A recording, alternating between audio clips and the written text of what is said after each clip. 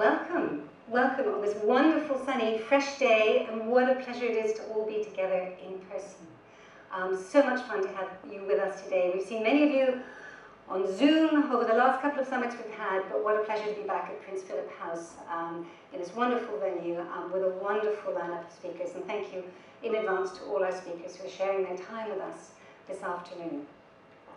Now, I'm going to just do a little bit of scene setting, and I promise you, I'm the only presentation. So I have the benefit of just showing you a little bit of eye candy, which I think hopefully you'll find interesting, and will set the context for our afternoon together. A couple of housekeeping points we have to say. There is no fire alarm test, so if we hear one, it's the real thing. Back the way we came, outside the door, and turn left. The facilities are literally, as just before you walked in to register, and there's also some down on the -1 level. And I think, Reg, I'm looking at you, that's all I need to say for housekeeping, I think. And the only other thing I'd say before I start is a huge thank you to all in the ECHO team. This is never something that one does on one's own. There's a huge, huge, huge team and effort behind. Many are here today, some are not. And some of the things you'll see in the coffee break are also done by really talented ECHO team members, which we'll see when we get to that stage. So thank you to the ECHO team.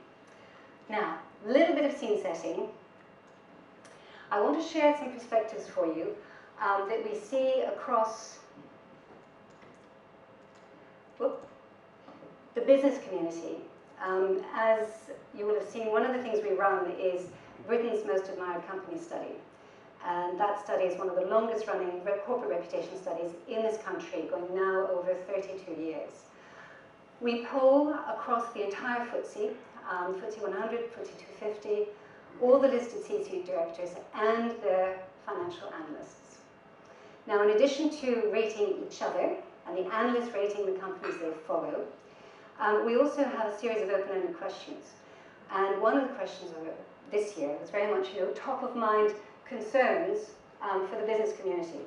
And this is from primarily our chief executive and listed C-suite respondents coming through.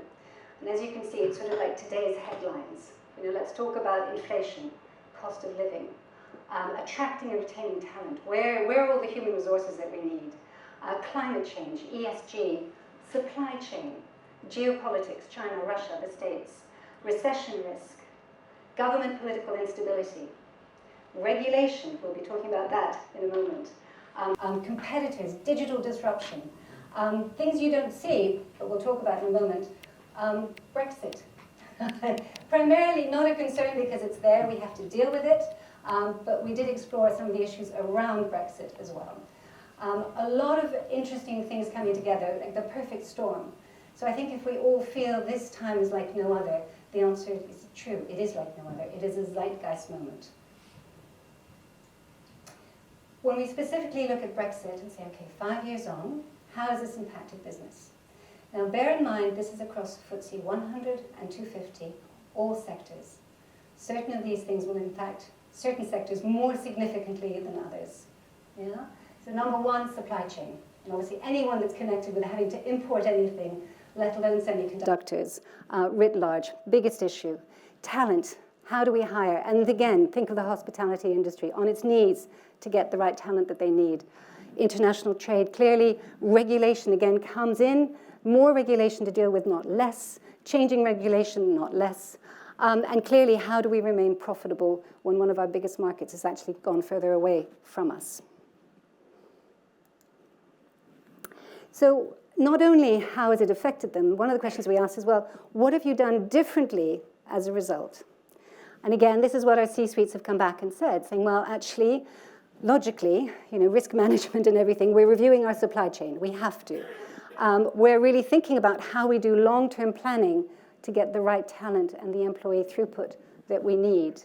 We're having to adapt to regulation. We're having to be more proactive and more anticipatory as to where that is moving and how that will affect us.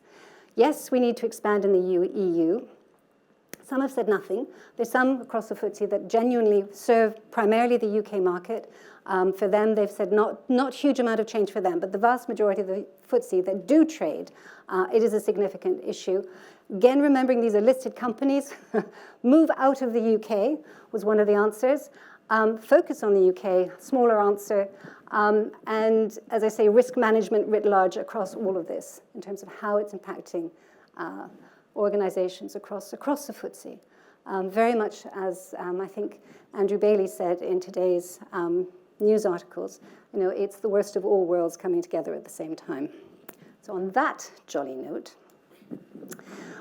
within Britain's most admired companies, what we're fundamentally trying to do is understand what is driving reputation across the FTSE, across the listed companies. What are the table stakes and what are the must-have elements of reputation? But what are the areas that are sort of the golden triangle, if you like, that differentiate the best from the rest? Table stakes, and this has been proved time and time and time again over the years of this study, the most important criteria for any organization is the quality of its products and services. Number one, no question. Behind that, obviously financial soundness, quality of management, and increasingly long-term value potential. Yeah? Particularly given the economic situation we find ourselves in. The golden triangle's over here. Yeah? Talent, innovation, fundamental, inspirational leadership driving that, and clearly anything to do with ESG and sustainability initiatives that, by the way, are all linked. Yeah? The question again we asked newly this year was actually, of all these issues, what do you think is going to be more important looking ahead over the next 2 or 3 years? And the answer was ESG is going to rise in importance, primarily driven by compliance, but not exclusively, followed by talent, and capacity to innovate. Again, very closely linked. That is the CEO view. I'll then take you to what I would call the CCO view, which is the Chief Communication Officer view, those supporting organizations to achieve their reputational aims, meeting the expectations of the stakeholders. And this is work that we do for the Page Society, which represents the largest CCOs around the world, primarily US, but not exclusively, with good representation across Europe and Asia as well. And this was a feedback we had and said, what are the concerns you have? And you'll see there's a very close echo to the feedback we had from chief executives. Yeah? War, economic stability, sustainability, the role of the CEO in public discourse. I know we'll talk about that. How do you react in a world where there's outrage all the time? Yeah?